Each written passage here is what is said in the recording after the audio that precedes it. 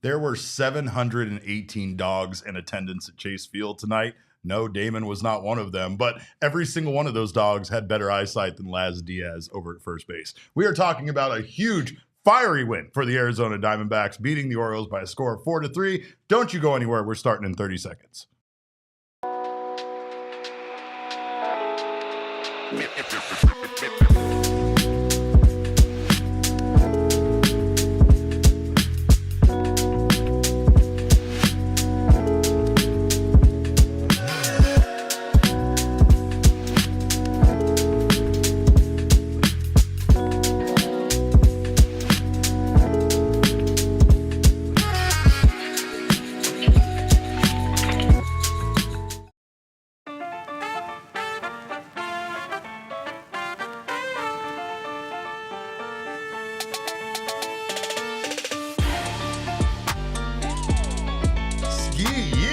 Welcome in to another edition of the PHNX Dbacks podcast, right here from Studio K, presented by our friends at Circle K. My name is Derek Montilla, occasionally known as your mayor of PHNX, and a man who will also fight the authority. This man next to me, my partner in crime, big night, bark in the park night, bark for this one. It's Damon Dog. Damon Farrell, thank you for joining me on a late night, sir. Appreciate you being here. This is way more civil discourse than what happened at Chase Field. We're going to talk about that chaotic game here. But of course, first we got to let you know that this show is presented by our friends at Bet365 and Game Time. Go download the Bet365 app and use our code of PHNX365 when you sign up. Get yourself $150 in bonus bets when you make your first deposit of $10 and bet $5. And also get $20 off over at Game Time using our code of PHNX off your first purchase. And tonight would have been a fine night to be at Chase Field. Yes, it is one of my favorite nights of the year. Bark in the park night, dogs everywhere. I was in heaven because I am a huge dog guy. That's why I got this guy. This is why it's my favorite guy. That's why I'm a Damon Dog. But also, huge night for the Arizona Diamondbacks. Big win over the Baltimore Orioles, winning by a score of 4-3. The Dbacks improved to 5-6.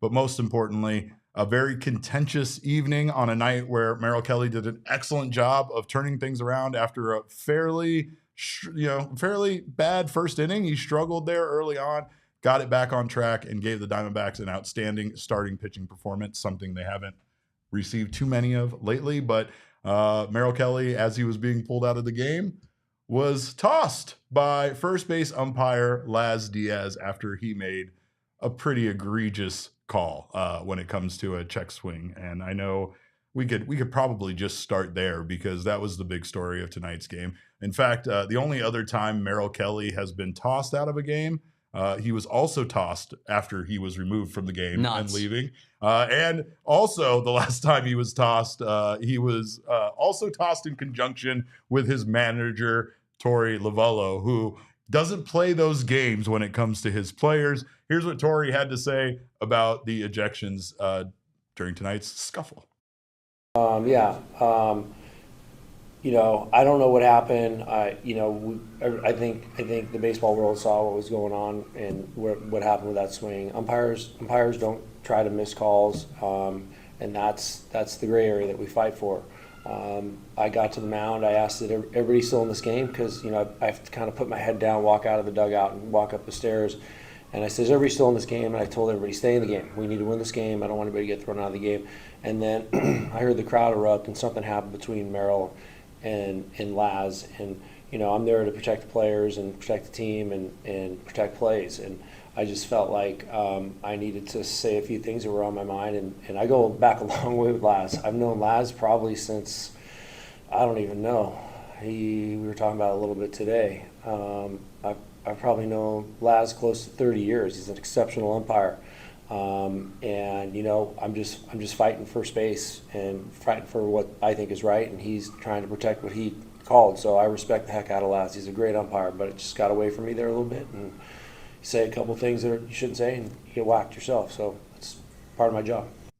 You sure about that? There's going to be something we don't agree with, and that is that Laz Diaz is a, what do you say, tremendous umpire? Are you sure about that? Are you sure about that? I don't think so, Torey. No, but he didn't. This is once again Torey being too nice and not wanting to go all in on the umpire, admitting that some feelings were involved. He also went on to say later that, obviously the Diamondbacks are frustrated. Yeah. They've been frustrated with the way things are going. Torey talked about the defense causing him a lot of anxiety. And I think things just came to a head there in the inning when he saw essentially Merrill Kelly being thrown out of the game for no reason once he was already being removed from the game. Yeah. He did go on to admit that an umpire can throw out a guy whenever. Like he tried his best not to really upstage the ump here, but let's be honest. What happened here was Merrill Kelly had himself a strong game after a shaky start. He came out in the first inning. He walked Adley Rutschman to start the game, gave up a single to O'Hearn, and then he hit Westberg with a pitch. That was with one out. So he loads the bases and then gives up a single to Cedric Mullins that drives in 2 runs. And it just looked like it was once again going to be a long, frustrating night for the Diamondbacks, especially when it came to a starting pitching performance. Yeah. And then Merrill Kelly just locked it in. He locked it in. In fact, the starting pitching has been so bad that the D-backs starting rotation has allowed at least 1 run in the first inning of 6 straight games. And me, an idiot, went ahead and bet on a Nerfy tonight. That's Yikes. ridiculous. But I did hit my other bet, so that's fine. But Which was? I did the Diamondbacks under 9.5, or not Diamondbacks, overall score under 9.5. And then I did Charlie Morton under 5.5 strikeouts, which he ended up with 4. Charlie Morton, been around for a very long time. I had a feeling he wasn't going to get it done, but he came close. Meanwhile, Merrill Kelly, his counterpart, did an excellent job. He had a 6-pitch third inning, which was incredible. His command was just impeccable after the inning. And he went from looking like this was going to be as big of a disaster as the start in New York early on to giving the Diamondbacks a quality start, going 6 innings, giving up 3 hits, 3 earned runs, 2 walks, and 4 K. And really, it should have just been the 3 runs or 2 runs. But regardless, Merrill Kelly did a great job tonight. Yeah, absolutely. It felt like it was going to be much more the same as we've become accustomed to seeing recently, right, Derek? Where, this pitching staff, this vaunted pitching staff that we all put so much stock into, fairly similar to last season, has just kind of been crap in the bed to start this year, to put it, frankly. And it looked like more of the same today. I turned on the game and it was already in the middle of the first inning, and I was like, here we go again. We're back at it. And then, as you say, Merrill just really locked in after that. And we got that, kind of Merrill Kelly performance, that steady performance that we've become so accustomed to seeing.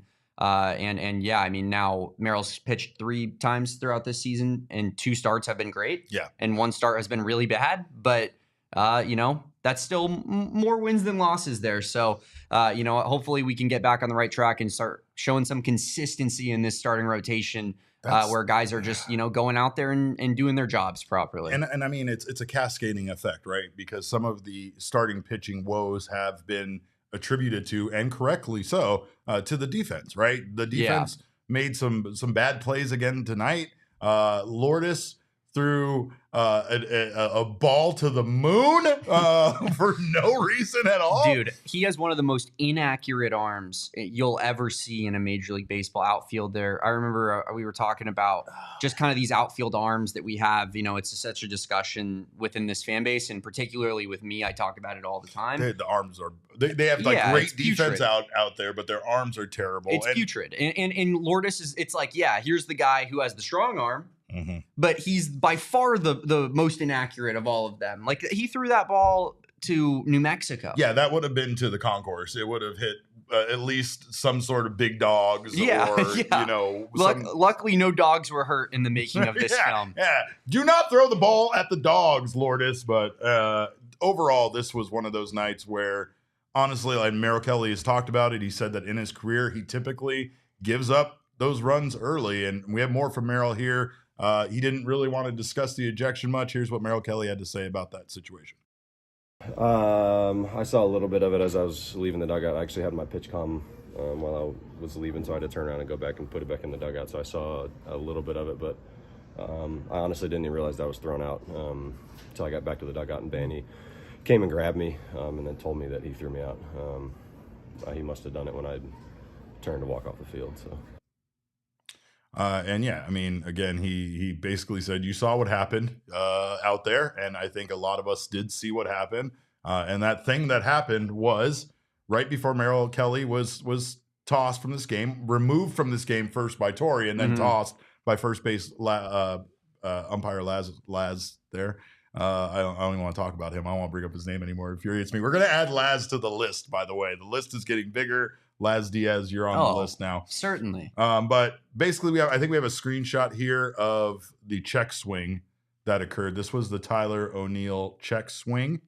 Pretty close. You could see how he didn't see it. Derek really could go either way on this one. You know, it's only a good 3 feet past home plate on his swing. Yeah, you know? Yeah. No, I mean it's only almost a full swing. Basically. He almost threw the bat in the Diamondbacks dugout, and the umpire was like, I don't know. I got to be honest, guys. It could go either way. Safe. Yes. So basically, Tyler O'Neill walks, and that's when Torey comes out. Up to that point, Merrill had pitched 6 innings, so it was a strong outing. But he was still at like 88 pitches, right? And I really think Torey just knew that Merrill was going to lose it. Like Merrill mentally was going to unravel, and he was either going to unleash on Laz Diaz, or he was going to do something potentially to cost the Diamondbacks the game. So Torey comes out, he pulls Kelly. As Kelly is leaving the field, he is at the base. He's at the first baseline. I mean, he is literally almost completely off. It didn't appear that he said anything, but it appeared that he turned around and looked at Laz Diaz. Now, I don't know for sure, but I just feel like sound travels in a way as such that if Merrill Kelly was speaking out loud while he was walking off the diamond, would Laz have even heard anything from him, right? So it really felt like, and going back and looking at it, that Kelly gave him a look, and that was enough for first base umpire Laz To me, Diaz. it looked like he maybe barked at him a little bit. Yeah. Like he might have said looked back and yelled one thing, like that's horrible or something similar to that. But you mentioned to me, Derek, that you think it could have had something to do with maybe chirping from the dugout, potentially influencing Laz Diaz's decision there, and kind of blaming Merrill Kelly. Maybe he didn't think it was Merrill that did it. Maybe he did think it was Merrill that did it, but it seems as though like maybe just a lot of the noise that people being unhappy in the Diamondbacks organization and just on the field there is what kind of caused the whole situation to unravel, which is incredibly unfair to Merrill Kelly. Right. 2BMC says we need a John Boy lip reading of Torey tomorrow. Oh, we'll get it. Not only do we need that, but I don't even know if we actually need that, because I feel like you can very clearly see the things that Torey Lovullo is saying. And a lot of the words me and Damon aren't allowed to say on this show anymore, and it very much frustrates us to the same extent. Sometimes we mute. Yeah, just to get it out. Or if you're like me, sometimes you just let it fly yesterday on PHNX Wildcats. Yeah, all right. Just let F-bombs just go. Sometimes you can't hold it back. But I will say that when it comes to what happened next, could best be described as the biggest blow up that we've ever seen of Torey Lovullo. Yeah. We've seen Torey Lovullo be angry at umpires. We've seen Torey Lovullo lose it. Torey Lovullo, I used an old picture. One time he poked like an umpire like this. That was one of the funniest things I think ever. Yeah. One of those. Yeah, that was one of the objectively funniest things I've ever seen from Torey Lovullo. But Torey lost it on Laz Diaz. We have a series of images that illustrate exactly how much Torey Lovullo. See, you don't need a lip reading because you can see what he's saying here. Do you have eyes? Can you see? It was this far around. Oh, man. Are you dumb? Yeah, I mean, this got the Chase Field crowd so fired up. I was ready to run through a brick wall. I think most of the press box. Yeah, and you brought up the chirping from the dugout, and you're absolutely right. Torey did bring up the chirping from the dugout a little bit during his post-game scrum, but I sit very far away. I basically sit at the suite level, the club level. That's where the press box is. And not only that, but I'm not in the front row. I'm in the second row, so I'm even farther away. And I could clearly hear the dugout yelling at Laz Diaz more than I could hear anything else going on. So I do think that there is a great possibility that maybe some of, maybe a little bit of what was said got blamed on Merrill Kelly, but it didn't matter at that point. Torey Lovullo was in the red. He was at 11. He was at whatever you want to say. And I've never, in my time of covering this team since 2012, which I've been here longer than Torey. I've never in my time at Chase Field ever heard a Torey chant break out amongst the crowd. And that is what erupted at Chase Field. And it was a pretty electric moment. How many people were just stewing, just angry in their seats as the manager's name is ringing throughout the stadium? Well, and honestly, there was a lot of you could hear there was a lot of emotion from the crowd tonight during this game. Like you could hear a lot of the grumbling, a lot of them getting angry with these calls when the reaction from the crowd was tremendous when Laz Diaz called that not a swing, right? Like they let him have it. So I love Bees. Like, can we get? I want Torey doing that on one of these pictures right here behind, so we can have that. We can have this right here in the middle of our studio for the rest of the time. That would be absolutely electric, Derek. I'm all for it. I'll tell you though. I mean, there's times where a manager does this on purpose. There's times where I believe we've seen Torey do this on purpose. This was not on purpose. This was a lot of frustration coming to a head. This was a team that was seeing a game that was going their way, starting to slip back to the Orioles and doing it honestly with the aid of the umpires, right? So I think Torey just had enough. I think that there is always the reassurance that his wise man, Jeff Bannister, is there on the bench, and he can lose it and let Jeff kind of take over, but he doesn't want that. And I don't think Torey feels very proud of himself for doing this, but he should.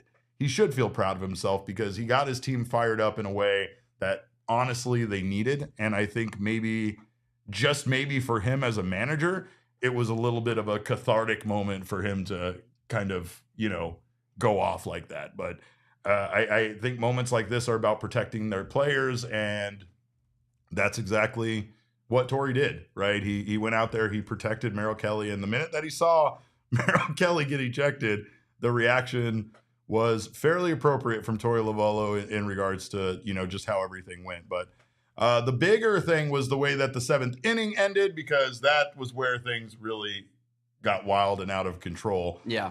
There was there was a lot of confusion in the press box, considering that what happened there kind of would have been different had it happened during the play. The run might not have counted. The Orioles were able to plate a run there in the seventh inning after a bunch of things went basically haywire there, Damon. Yeah, for sure. It was a moment where Lourdes Gurriel quickly went from being a hero to being a villain, to being a very bad guy, to being a guy we all didn't like very much, and a base running error by the Baltimore Orioles somehow kind of saved the day. Yeah, you had Lourdes make a spectacular catch on a flyout. That was originally called a sac fly and an RBI, but has since been changed, by the way, to an error on Lourdes for that run scoring there. But yeah, I mean, when you take a look at that play, we can't really re-show it, but those of you that have seen it know that Lourdes made, an incredible catch and then sent the ball to the moon. Almost allowed 2 runs to score and almost gave up the lead. But again, a base running error caused the Diamondbacks to be able to get out of it. Then we had like a 10-minute discussion by the umpires while they figured out what the hell was going on. That was a lot of fun. That was my favorite part of the baseball game. That was the delay, the 10-minute delay. Yeah, no. So the Orioles go back and challenged it. Their challenge does not hold up. Basically, it ends up with Jackson Holliday lining out to Lourdes, Cedric Mullins scoring, and then Tyler O'Neill being out at third because he did not tag up. He thought, I believe he thought Lourdes didn't catch the ball, which is understandable. Yeah, it was a good play by Lourdes until Great it wasn't. It was a really weird. That was like I put in my original show tweet, which has now since been deleted. But like, what a roller coaster! And I think I was thinking of that play in particular. Yeah, that play was such a roller coaster of emotions, Derek. You're like, nice play. Oh my god! And then you're like, oh my, he forgot to touch. Yeah. Second base. It was like it went from being one of the best plays we've probably ever seen Lourdes make in the outfield as a Diamondback to being one of the worst throws we've ever seen a human being make in the outfield as a Diamondback. Yeah. And then a base running error on the Baltimore Orioles that cost them big. I think, again, the discussion was in regards to whether that run would count. So basically, if Tyler O'Neill would have been caught on the base path and been put out, like essentially he was with the appeal, then the run wouldn't have counted. But the run counts because of the appeal, essentially. Yeah. So I think that there was a lot of discussion about that, which goes to show you how little umpires actually know about the game. And then, of course, there was a review that followed, then the play was upheld. So Diamondbacks end up getting out of the inning with a 4-3 lead, and that's how the game ends.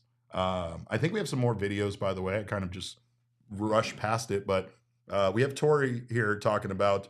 Let's first hear from him just in regards to this win. You fight to get back on the right side of things, and you get a big win. And winning a big league baseball game is not easy. You got to do a lot right. I think we did more right than we did wrong. There were some things that we got to tighten up. We know what they are, but I'm going to focus mostly on the things that went well, and we got into a little bit of a street fight. And I was proud of the guys for showing some toughness and resiliency and battling back and doing things in a very uncommon way, which is very normal to us. We give up some early runs, which seems to be the thing that's happening with our starting pitchers. I don't know the reason why that's happening, but we've been falling behind. But our guys continue to fight and fight and fight. Corbin ties the game up with a big home run. Josh Naylor has the big double down the right field line that gives us a 4-2 lead. And then the bullpen came in and he just got super, super stubborn and hung on for us. It really was. And I mean, it's an unfortunate part of this season, but it feels like every game that they are in is a comeback win. It feels like every game is them fighting and clawing their way back into a game. I believe, the Zac Gallen start still wasn't the start against New York wasn't solid. It was a good win for the team, but it didn't feel secure. It wasn't like a runaway victory. Maybe Merrill Kelly's first start of the year was the only solid victory this team has had all season long. Still, though, I guess it builds character a little bit when you have to figure out ways to win, and maybe some of this early, these early comebacks will cause them to have that mentality that they're never really out of a game. This one started out looking pretty bad, and then the Diamondbacks did a great job here of coming back. But the offense, it is a little concerning, though. I will say, like you're right. Like there's something about needing to come back in all of these games where it doesn't feel like you're really like controlling the games. Yeah. Where some of the better teams in baseball, like they control games consistently. Right. That's how they win 100 games. That's how they win 90+ games. So how can you control the game though when your starting pitching has an ERA of 6? And in the first inning, it's like an ERA of like 81. Right. It's unbelievable. Right. No, you're right. And you also have the fact that you have Lourdes and Gino, who are just both in a slump and both, frankly, liabilities out there. Gino didn't have a great defensive play on a shift play that on a ball hit to him. Gino is currently 1 for 22 since the grand slam that he hit against the New York Yankees. Batting average is 150. Lourdes Gurriel 0 for 4 tonight, currently hitting 152. And these guys are in the heart of your order. I mean, these guys are hitting what, 5th and 6th in the lineup tonight, or 4th and 5th, or I think it was 5th and 6th. And without Ketel, you need him even more. I know, right? Like it makes it almost exacerbates the need for those guys to step up. I mean, and you see it with Corbin Carroll, which I'm sure we'll talk about him, but but like, he's doing that now. Doing that. And you need him to do that. And we talked about that last season when Ketel went down, where it's like, I know it's been a rough year for Corbin, but this is Corbin's time where he has to be like, this is my baseball team. Yeah. And I think Corbin's doing that right now, but you need Gino and Lourdes, who are those extra power guys, to kind of help carry you through these moments. And they're two of the streakiest hitters on this team. We know that, but it's just not really culminating into the best at the best time right now, especially not when the pitching has been what it is. Steven Bananas says he'll still hit 50 homers, Derek. That's so that I dye my beard teal, because that's a bet that we made. Wow. We'll see. We'll see, but I was not present for said bet, was I? No, you were 50 not. home runs for Gino? Yeah. That's worth it. I mean, Yeah. that would be unbelievable. I still have a hard time believing that's going to happen. So that's why come on, willing dude. to That's take not that going to bet. happen. But offensively, yeah, you're right. I mean, tonight was not a good night offensively. I'll go frosted tips with Derek if Gino hits 50 bombs. The pot just got sweetened. And, I like it. and Kevin's going to do a certified lover boy heart in his hair Yes. just because he has to. Yes. He thought I forgot about it, but All right. he will be getting that. He will be getting that. And he did get a haircut, and he did not get that. Actually, my haircut got canceled, so I still am a little rugged over here. So. Well, when you do get that haircut, Kevin, was I want you to know that the people did not forget what you owe them. Yeah. Trust me, I have not forgotten either. Cool. I expect a heart in hair. I'm really mad now because I just realized that because you're here, I just pretended like Kevin wasn't. So hey, on the ones and twos is large intimate Kevin Thomas, my tag team partner from Sex and the City. Kevin's happy I'm here because it means that I get to take a little some of the load here of talking ball. I'm happy you're here too, so you could take some of the load because this offense has been terrible. I don't want to talk about it. They had bases loaded with no outs in the second inning tonight. We're only able to place one run on a Josh Naylor double play ground out. Naylor did make up for it with a huge 2 RBI double in the fifth. It scored Pavin and Hampson, and that's what gave the Diamondbacks the 4-2 lead. So that was a huge play. But then again later, the Diamondbacks had runners on first and second with no outs in the sixth inning and were unable to score a run. And it's just frustrating because it does feel like, yes, Corbin is doing his part. He got hit by a pitch tonight. Corbin Carroll hit a home run, another home run, his 4th of the year. And he has reached base in each of his first 12 games this season. That's on-base streak that is second longest in Diamondbacks history to Josh Rojas, who had a 14-game hitting streak to start the season. What are we laughing about now? Jim's comment, and we can go ahead and bring up his super chat now. He says, guys, I'm not brushing my teeth until we win a chip. Jim, we can't recommend that, and then Jim asks if he should also not shower on top of not brushing his teeth until we win a chip. I'm fearful of your source of income and how it could be impacted by these decisions. And I don't think the Diamondbacks are a franchise that's worth you being that smelly, honestly, if I'm being completely frank. But by the way, going back to Corbin Carroll, entering today, 6 players in MLB have reached base in 11 plus of their first games this season, Corbin Carroll being one of them. And he did have that solo home run in the 3rd inning to tie this game. And that is our Sanderson Ford deep drive of the game. And like you said, Corbin Carroll can't really do it all himself, right? But he's trying to.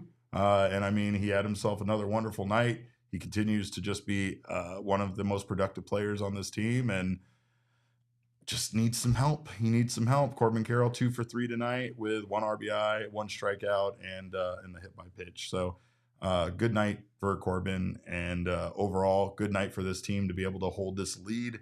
It was another close game that the bullpen did an excellent job of. But before we get on to that, let's talk a little bit here. We have more from Merrill Kelly on what was working for him tonight and what provided him with this success after that shaky first inning. Just felt more like myself. I think I got in a little bit of a robotic pattern during New York. Wasn't able to execute inside, glove side part of the plate, especially in the lefties, and that makes me a lot more susceptible to down and away. I think I've been around long enough now. It's a pretty big book on me on what I like to do, and I think I zero in on that part of the strike zone a lot. And if I can't execute into lefties to keep the outside part of the plate open for me, I can be in trouble. So today I did a better job of doing that and executing pitches, and kind of just using my head and really just more pitching than I have been so far.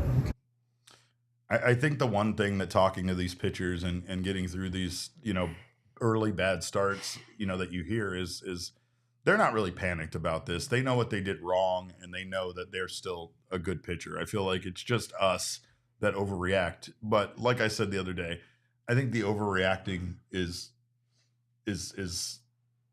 right. I think it's deserved. It's earned from this fan base, right? Because we thought we were going to have this amazing starting rotation last year, and we've already discussed how bad the final numbers were and where they ended up as far as compared to other Major League Baseball teams.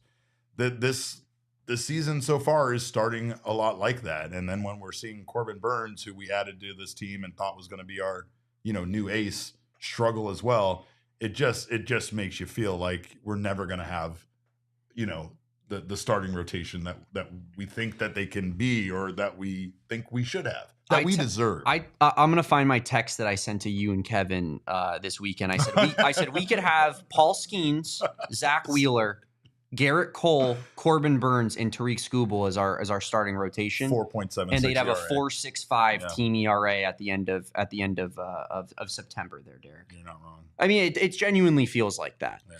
How do we feel about Brian Kaplan as the new pitching coach? Like, how is that affecting It all almost this? feels like this organization is so damn cursed when it comes to pitching. No. Like, did we use all of our good pitching juju on getting this guy and getting Kurt Schilling in the building? Like, this guy is still considered the best contract in Major League Baseball history, considering the Diamondbacks got him before the 99 season and what he did from 99 beyond that. But he was supposed to be washed. He was supposed to be old and done at that point. And that's the big reason why, that contract ended up being smaller than it probably should have been. Yeah. And why Randy ends up being the legend that he is. I wore this shirt to bring the starting pitching mojo to this team. yeah. And I'm not going to take credit for this because Merrill deserves it, but I deserve a little credit. That's all I'm saying. I'm willing to give you some credit. I appreciate that. Here's Merrill on why the first innings just always seem to get him.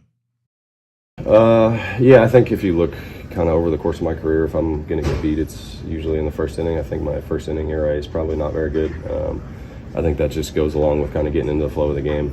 Once you get the first inning underway, it's kind of smooth sailing from there. You kind of get into the rhythm of the game and the timing, and you throw enough pitches where you can, if you're off, if you can find your timing, then you can get kind of in the groove after that. Well, we're going to have more on this game, a lot more on this game on the other side of this break. Don't you guys go anywhere. You're watching the PHNX Diamondback Show. Well, just like the Diamondbacks need a home field advantage sometimes, your home needs a home floor advantage, and Empire Today can help you get it. Of course, you know Empire Today. You've heard about them for years, and they can get you the floorings that you're looking for. They are flooring experts, dedicated flooring professionals who focus on flooring every single day. It's all they do. They're not like those big box stores that sell you sinks and all this other stuff.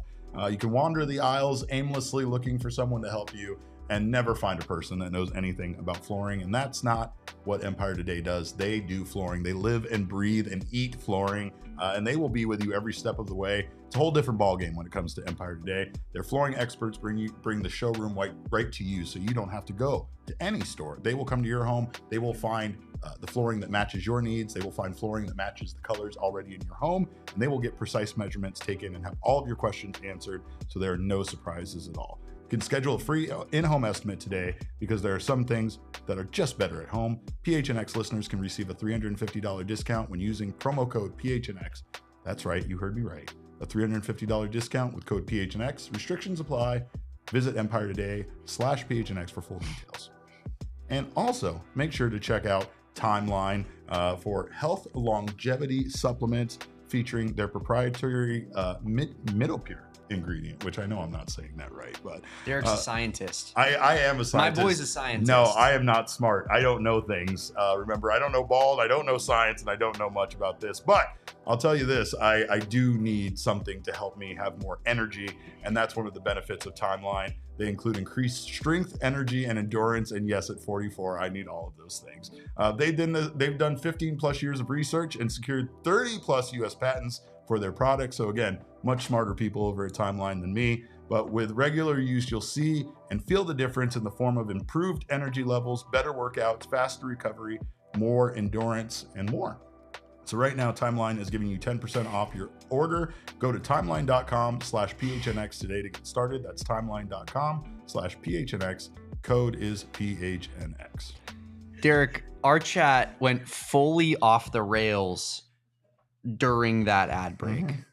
There is now matchmaking going on in our chat. Oh There's God. some flirting going on. Please don't use Lysol as Jim a is cologne. saying, let's all not shower and brush our teeth. Let's make Chase Field the stinkiest we can possibly make it. That's a home field for advantage. added home field advantage. That's a home field advantage. I mean, things I don't hate that. are off the rails right now on the PHNX Diamondbacks show. I mean, this is what happens around here. I know Yeah. you haven't, you don't come around often, but I let me know. tell you, these people are unhinged, Yeah. and I am happy to be their leader when it comes to being Yeah. unhinged. You for truly sure. are the leader of the unhinged people, Derek. That is a good place for you to be in life. Well, and I'll tell you, I mean, Torey and Merrill, they might have been a little unhinged tonight with their with getting ejected. Well, by or the you umpire. could argue Merrill, Laz Diaz. Merrill was plenty hinged, actually. Torey was definitely unhinged, but Laz Diaz, yeah, completely unhinged, and he's on the list, by the way. But we also we have a little bit more from Torey here in regards to that defensive play. Here's what Torey had to say about that big play. Yeah, I think based on what I saw, some only high overhead. That's the view in my office. So it looked like the players were very engaged. We talk about winning inches, being aware, having a high baseball IQ. It looked like the entire infield was on it, acted the way they should have, got the ball to where it needed to be, and you got to get the out. You got to record the out. So if they don't record the out, then we would have been in a lot of trouble. So they completed the play and got the out, which was huge. And time wasn't called. There was no appeal play. Nothing like that had to happen. The boys were paying attention. I'm really proud of them for that. We still have more talk about both teams' eyes watering due to the smell at Chase Field. But here's the thing.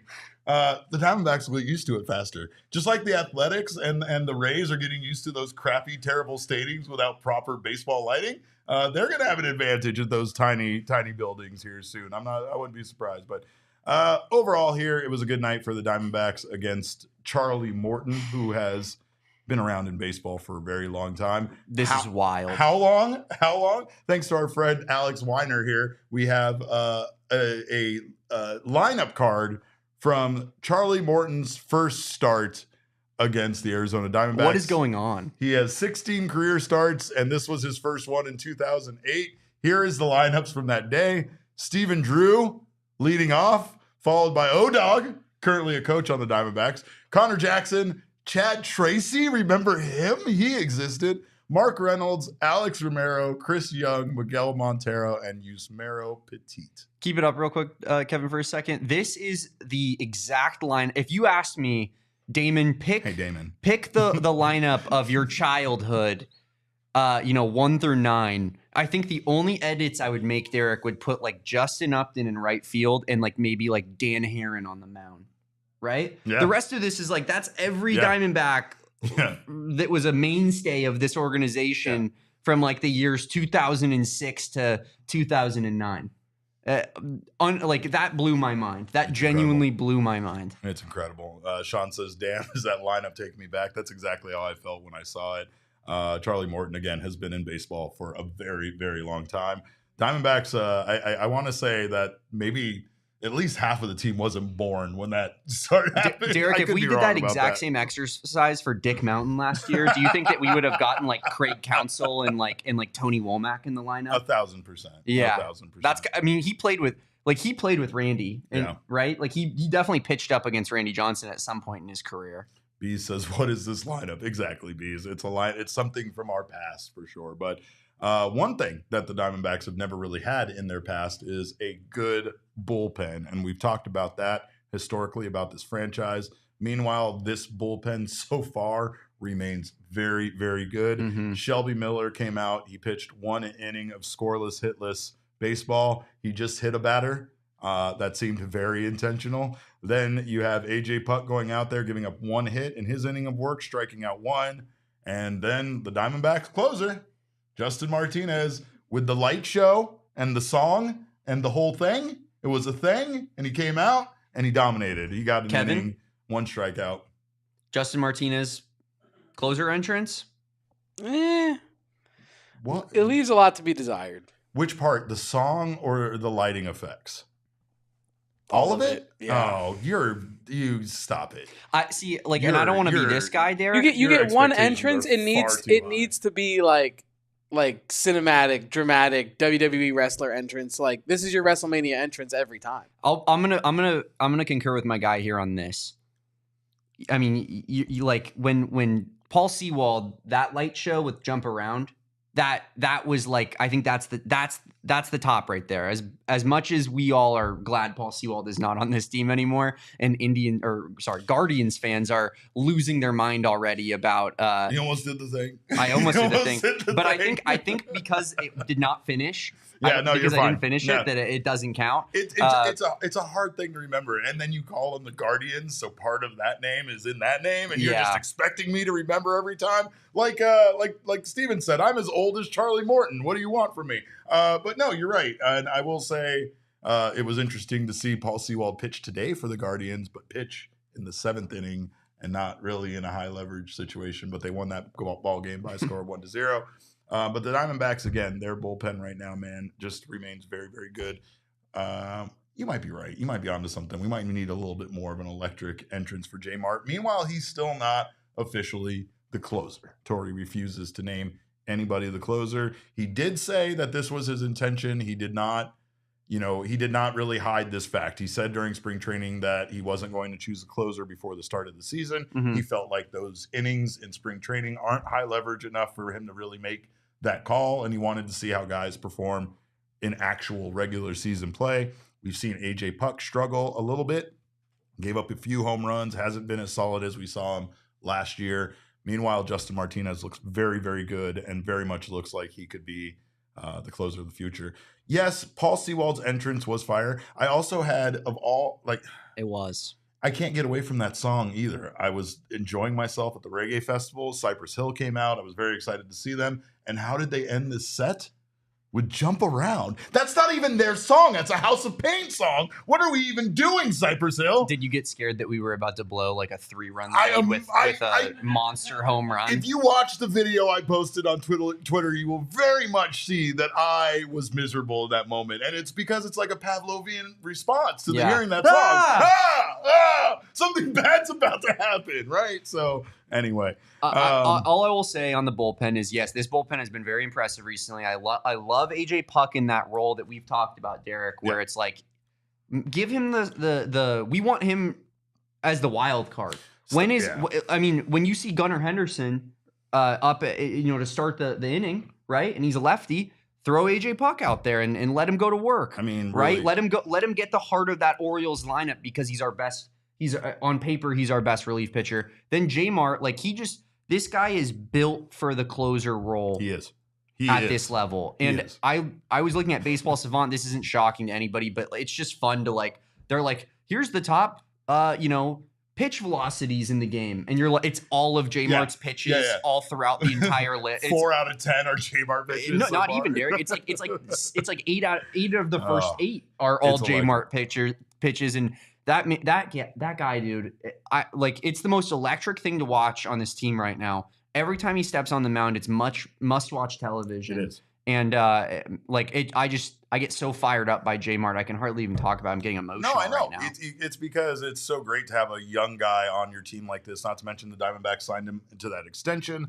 He signed through 2029 with team options for 30, 31, and 32. He could be a Diamondback for a very long time. He could be our closer. Is that good? For a very long time. Yeah, it's pretty good. It's pretty good. He might be, J Marte might be throwing like 109 109 by the end of that contract. He can now, but they choose to make him slow down, because if he throws 109, he can't control it. He'll kill somebody. Right? He'll definitely kill somebody. But also, I did want to say regarding Shelby Miller, and Chris put it up here in the chat. Kevin, if you wouldn't mind putting it on screen, it's way higher than that.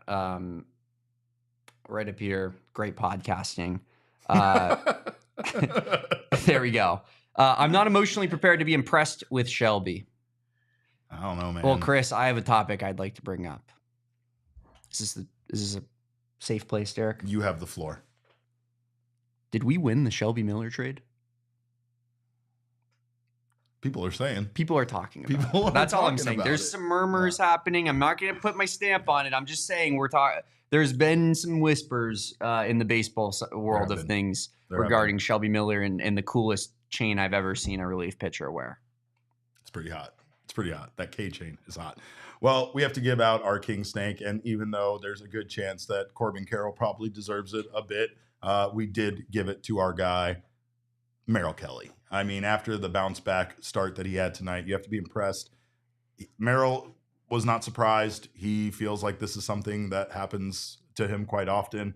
it's just after, the disaster, basically after one of, if not the worst start of his career, it's just great to see him bounce back in this game. And then it was great to see him bounce back over the course of this game. Like, to have that shaky first inning go the way it did, and then have him get things back on track and really keep a fairly potent Orioles offense in check. So yeah, shout out to Merrill for doing that. Of course, we have much more to talk about from this game, but we're just yammering on. So we'll be right back after this break. Don't you guys go anywhere. You're watching the PHNX Diamondback Show.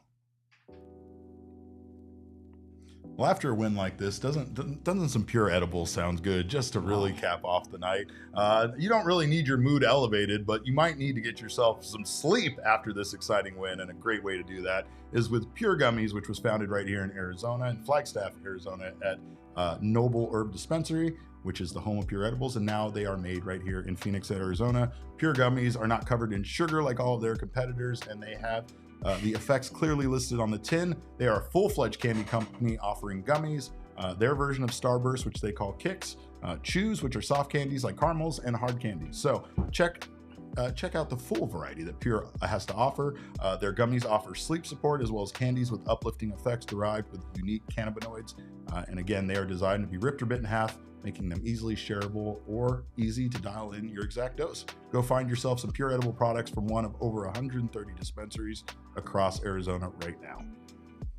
And this guy says it best, but he's not wrong. Nothing goes together better than some Pure edibles and a run to Circle K. You should Genuinely.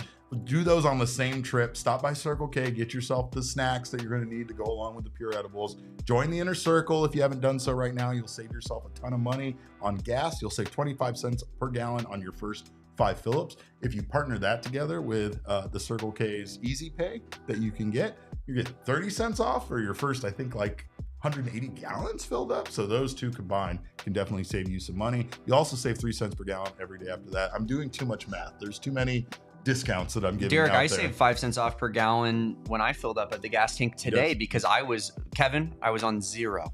Zero. I had 10 miles left on my car, and it went from 10 to 0 in the span of a half mile. And I was like, oh, that's cool. Things are good. Luckily, there's a Circle K on every corner in this city. That's right. And on April 10th and April 24th, if you're an Inner Circle member, those are Inner Circle fuel days. You will save yourself 40 cents per gallon from 6 a.m. to 11:59 p.m. So don't miss out on the savings. Join the Inner Circle for free by downloading the Circle K app today.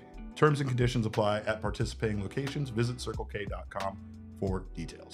Tanner, you are right. Kelly did only have 2 earned runs. We did mention that earlier in the show, but that was a stat correction that happened, I believe, before after we had already made the graphic. So they had charged that run. Obviously, the runner that Lourdes Gurriel caught the ball, but then threw the wild throw. They had originally ruled that a sac fly, so that run would have been charged to Merrill Kelly. Instead, they changed it after the game to an error on Lourdes on a throwing error. So there you go. In regards to that, we have here also our numbers from this game. These are kind of fun. Let's take a look at the Desert Financial by the numbers. Thank you to Desert Financial for always keeping our numbers straight here. 4-3 score here.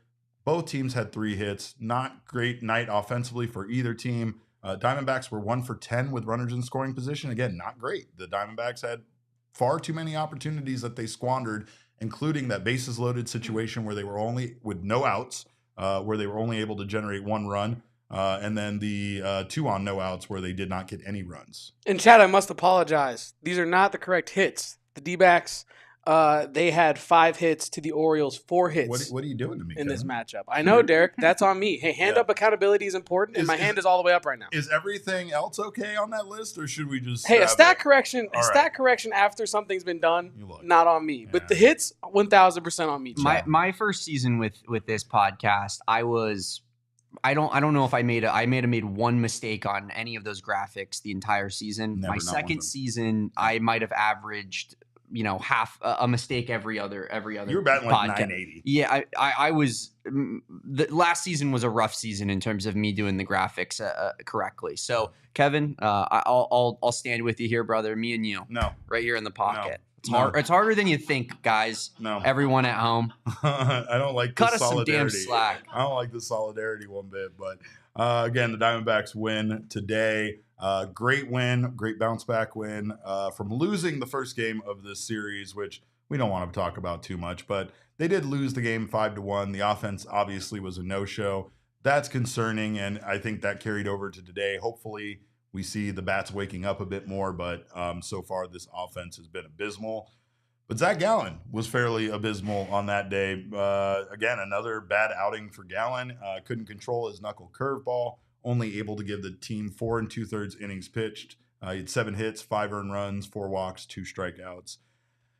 I'll tell you, he also had some bad defense behind him in that game, so it does really feel like, it's too many things not working for this team right now. And honestly, we should be thankful that they have 5 wins with the way things are going for this team. Starting pitching has not been great. The offense has not been great. 6 wins. The 6 wins. Yeah, excuse me. 6 wins now. We are officially 6-6. But no, Damon, this is a concern, I think. The starting pitching is a concern. Zac Gallen is a concern. I know he was outstanding in the game in the middle. So what is your concern level with Zac Gallen? And do you put too much stock in 2 out of 3 outings being pretty terrible for him so far this season? Said it after the first outing that I was worried about Zac Gallen. I'll be honest, Derek. Like I am worried about Zac Gallen, and here's where I'm most worried about Zac Gallen. I'm worried for his bank account and his generational wealth, because he's hurting himself big time right now. If he continues to be this inconsistent, as we saw last season, right? He was incredibly inconsistent last season. There are times like against the Yankees in Yankee Stadium where it feels like when you need Zac Gallen in a big start, the guy just gets up for it and he's just untouchable. And then he goes in the next game and people are sitting on his curveball. I was watching highlights before we started this show of yesterday's game, and one stuck out for me in particular, one particular hit, and it was kind of the back-breaking hit of the game, and that was Ryan Mountcastle's RBI single that he hit, that one where he scooped that curveball like this low out of the zone. Yeah. And you want to know why he hit that, Derek? Because he knows a curveball's coming that entire time. There's like if he didn't know, if he was sitting there, reacting, to a breaking pitch, he's not going to be able to hit a pitch that low out of the zone if he's swinging at it. But the fact that he clocked that it was a curveball immediately, read it the entire way, he was zoned in on it, right? And that's where you have to be scared with Zac Gallen. Like when people kind of lock in on his curveball and really are sitting on it, like, it's sometimes the ball gets hit really, really hard. But again, the defense behind him, right, did not help him out. No. And it's like what Tawa. It's like what guys are saying in the chat, right? Like, where is the defense that I came to know and love of this team? Where is Putrid, the staple of the Diamondbacks organization? It's just so weird that we're drifting so far away. And again, I brought up the fact that there are factors impacting it, right? You do have a new third base over there in Sean Larkin. You have new coaches. You have new players. We were talking today about why is it that every throw to Josh Naylor, why is every throw to Josh Naylor so bad, right? Why is every throw over to first base look so like it's going to get past him, like it's going to sail? I don't understand why the throws are so inaccurate over to first base. The only thing I can think is that we were so used to having Christian Walker, the human vacuum over there, who made everything look fairly easy when he scooped it up, that maybe just the team itself isn't used to having a first baseman over there that is more average than Christian Walker was. Christian Walker, again, just an outstanding defensive first baseman. And he might not be that this year. The injury to, his oblique might prevent him from being as good as he was in the past. But man, I think that's, again, a big reason why we're seeing this team struggle with basic plays at times like that. And you saw the frustration on Zac Gallen, right? He bent down after that single got through and those runs scored and bit his glove. And it was like, I don't think I've seen Zac Gallen that frustrated with himself, with his team, with what's going on in life in the moment. You know what I mean? So Zac Gallen's a fairly cool customer. Someone way up in the chat, I'm not going to make Kevin scroll all the way back up there to get to it, but someone in the chat had said that, unfortunately, maybe it was looking like Gallen just really did have a tryout for the Yankees right in front of him. But I don't know. I don't think that. I think, again, just like the rest of the starting rotation. I believe that this team is going to get right, and I think that the starting pitching is going to get right as well. But unfortunately, for the time being, the Diamondbacks will be without Ketel Marte. Torey Lovullo provided us with an update today, and it's not great. Here's what Torey had to say about Ketel Marte's injury.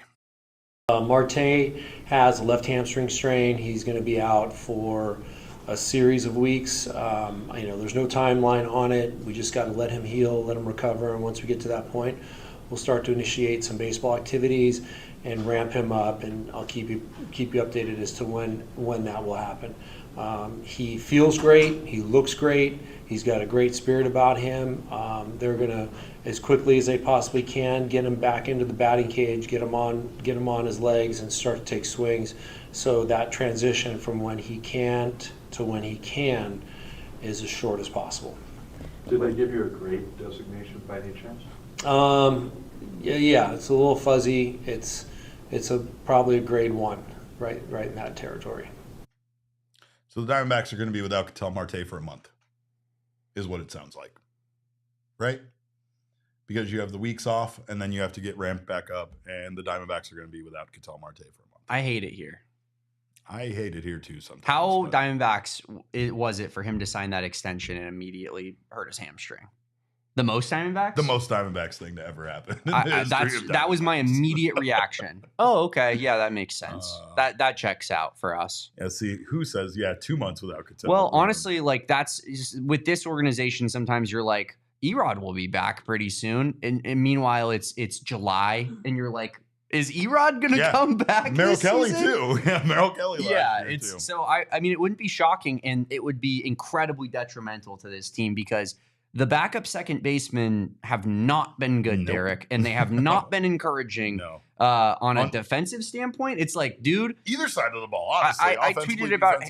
Well, I don't expect them to be good at offense. I think that's the difference. Fair. But like when you're Hampson or Tawa, brother, if you're on this roster, you need to be good at defense. That's what we ask you to be here for. And when like there was the other day, Hampson didn't like fully lay out for that grounder in the 9th inning, and I'm sitting there and I'm like, I'm sorry, do we employ utility players who don't put their body on the line? That's what your job as a utility player was. It's all you're signed for. Like, I miss Kevin Newman so damn bad. And Derek, this is why. This is the exact reason I said I wanted Jordan Lawler on the opening day roster. Yeah. This exact reason, because I know that there was enough at bats to go around. I knew Ketel has some injury problems, and now I'm sitting here and I'm like, I want to see Jordan Lawler play baseball. And you could say, he needs to get ramped up, and the Diamondbacks obviously don't feel that he's ready or whatever. But it's like, at what point do you just trust the top 10 prospect in baseball to help get you through a tough time when, your best player is hurt? Like, I am ready for Jordan Lawler. It is time. It might be time. Well, we have one more break, and then we will have some more discussion. We're going to do a little scoreboard watching 12 days into the season, because why not? So don't you go anywhere. You're watching the PHNX Dbacks show.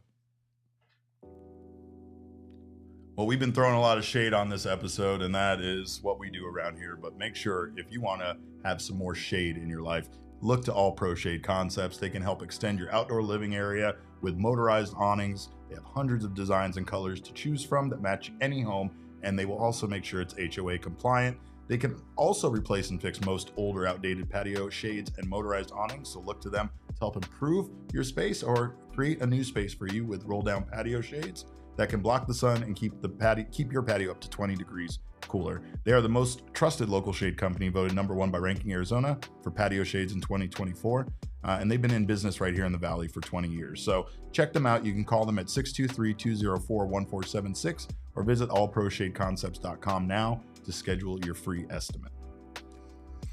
And of course, join the Cardinals boys out on April 24th for the Cardinals draft day watch party. They were just kicking it with Kyler today. K1. Is that a big deal? Is that a big deal? Is that I don't cool? know. It's pretty cool. But join Bo, join Johnny, join Damon, and the Cardinals diehards at Gila River Resorts and Casinos, Wild Horse Pass, in the Upper Deck Bar and Grill for an unforgettable NFL draft party and live show presented by Circle K and Gila River. For your $99 ticket, you will get entrance to the Upper Deck Bar and Grill And to get to watch these fine gentlemen do the PHNX Cardinals live show, you also get an all-you-can-eat buffet dinner from 5 p.m. to 7 p.m., drink tickets for the 21 and over crowd, I think free drinks for the soda and water crowd, raffle tickets for great giveaways. Diehards get 20% off the event, so make sure if you're a diehard, you utilize that. And you do you at Gila River Resorts and Casinos, even on draft night. Make sure, go out, have a great time. Then, stop by, play a little Buffalo before you get out of there. Buffalo. Visit playatgila.com for more details. Kevin Newman hitting 77 right now on the season. All right, well. Would look better in a Diamondbacks. Probably would look better. Well, if you guys are watching on TV, make sure you jump over to gophnx.com and join us over here. We got a little bit more to go. And, of course, we do have to do some scoreboard watching 12 days into the season. Why, Damon? That's because the Dodgers lost to the Washington Nationals today. And it's not just us. It's not just us, guys. Look at does that make you feel better about losing a series to the Nationals? A little bit. I told Kevin kind of in jest, but before the show, but I was like, maybe the Nationals are just freaking good, man. Maybe. But they only had one win before we played them. Does that change? Mostly they're hot. They're playing hot. Yeah, they're playing hot. Baseball. They caught hot. Mostly, fire. I want to laugh at the Dodgers for spending $20 billion for being in third place. Mm-hmm. Exactly. Electric. As they drew it up. You know how this works. Don't even start with me with the Dodgers. The Dodgers could be in last place through June 1st, and then they'll win every single game the rest of the season. But your third place Los Angeles Dodgers. I don't hate that. Also, everybody else lost too. The Padres lost today to the Athletics in what seemed like a little league game at times over there at that field. Same thing with, once again, where the Rays play. Both of those fields are a joke, and they should be embarrassed of themselves. The Rockies lost to the Brewers, but we don't really care about them. And the Giants lose a close one to the Reds by a score of 1-0. So when you take a look at the standings, like Damon said, you have, as you predicted, the Padres in first, Giants in second, Dodgers in third. Sorry. You good? All right. No, Followed sorry. by the Diamondbacks in fourth and the Rockies in fifth. Good point, Ryan. I didn't think about it like that. He is the most valuable prisoner. MVP.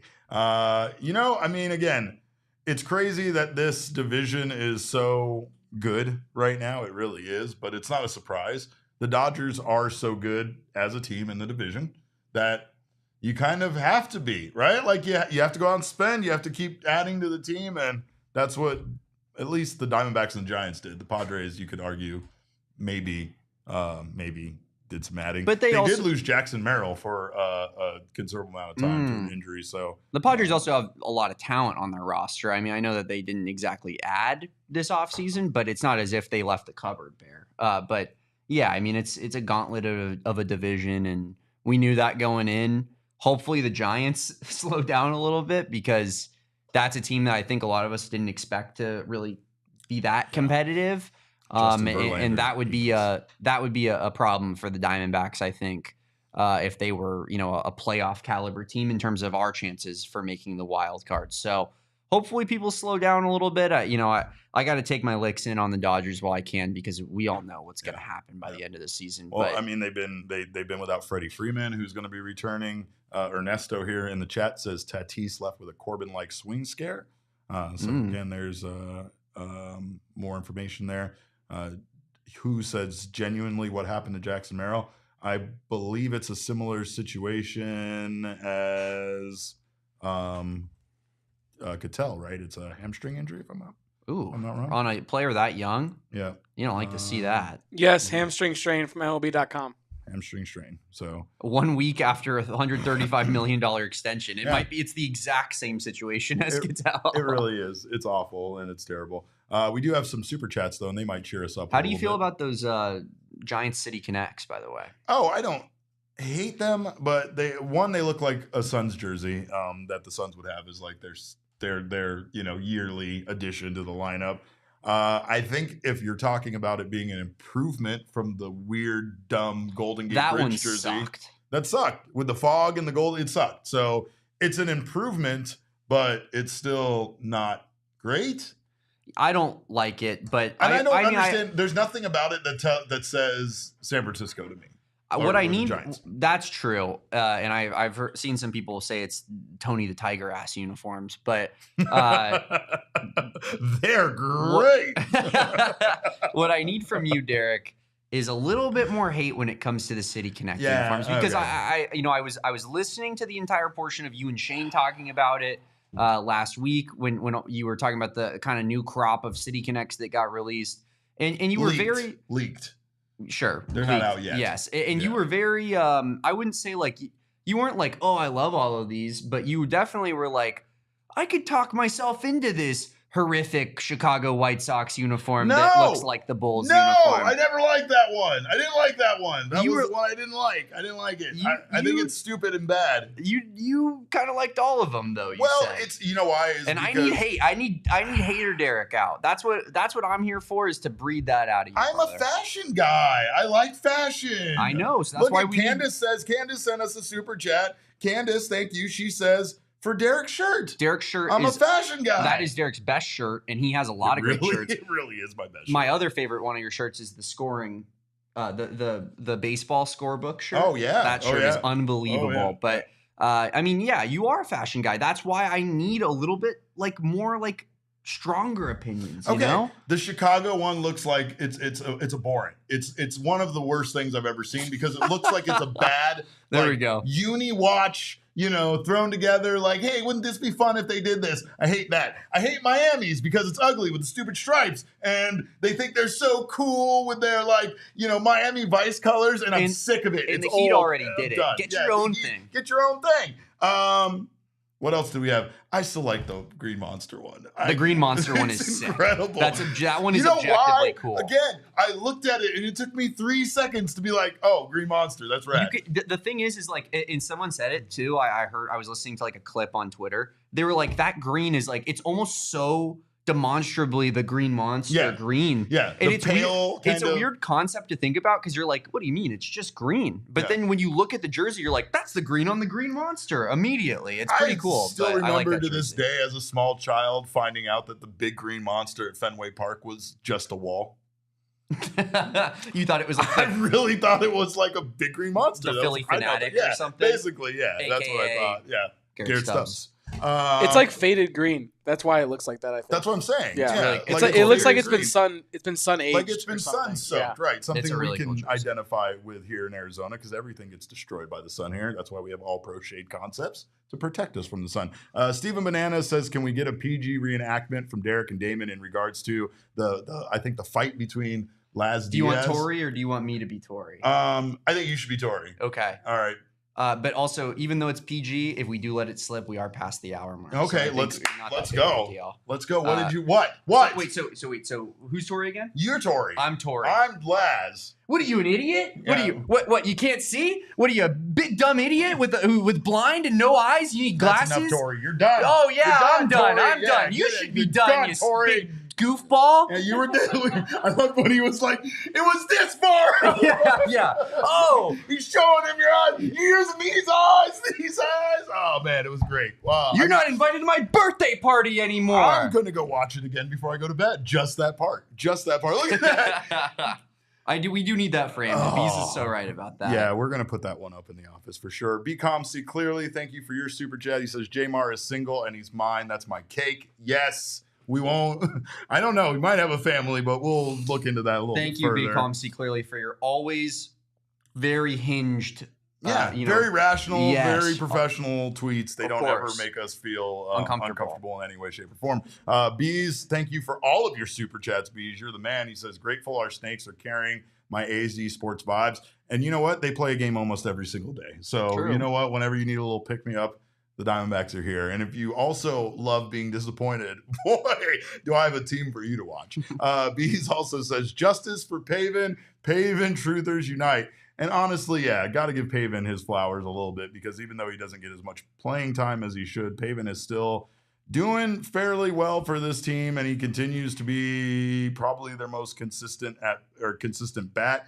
Right now, Pavin has a 360 batting average with a 467 on-base percentage and a 987 OPS. I did look up Pavin's stats. I'm not going to lie to everybody at home, and people can get mad at me. I know they will in this chat because of the nature of PHNX Dbacks and the love for Pavin Smith. We die for Pavin I on looked this at show. I looked at the lineup and I went, Pavin's batting third again, huh? And then I checked his stats and I was like, Pavin's got a 987 OPS. Pavin's pretty damn good. Yeah. Especially with how Gino and Lourdes are doing right now. Yep. AZ Cats G, thank you for your super chat. He says, add me to the unhinged list. What's up, guys? Great to have you here. He also Unhinged. says, I miss Kevin Newman as well. Of course you do. U of A cat. Bear down. Bear down. AZ Catch G, one of the goats. Gross that I said that. Last but not least, B You did says, bear down. You J just Mart did do that. had Lysol on special, dealing out savings. You made me do that. This is I didn't make you do anything. Bad influence on me, but Say bear down. No, never will ever. John Morant, calm down. You see through a grenade tonight? I did. That was pretty awesome. I'm not so gonna lie to sick. you. Well, that's all we got, guys. But the Diamondbacks will be back tomorrow morning, 12:40 start tomorrow. We'll be back at it, so make sure to join us for a post-game show tomorrow, and we will be here, hopefully celebrating another series win here. But in the meantime, you can follow us on Twitter. I am at cap_caveman with a K. This man next to me is at Damon Dog. We are Damon's dogs. Bark, bark. That's, of course, Large Intimate Kevin Thomas, my tag team partner on the ones and twos. You can follow him at Kevo Posts. Our show is at PHNX_Dbacks, but as always, all roads lead to at PHNX_sports on Twitter, Instagram, and Facebook. We thank you guys so much for joining us. We appreciate you stopping by. We will see you tomorrow with another post-game show. Until then, have a wonderful evening. Make sure you behave yourselves. And remember, kids, baseball is fun, but it is so much more fun when you scream at an umpire in front of a stadium full of dogs. We all silly like the mayor.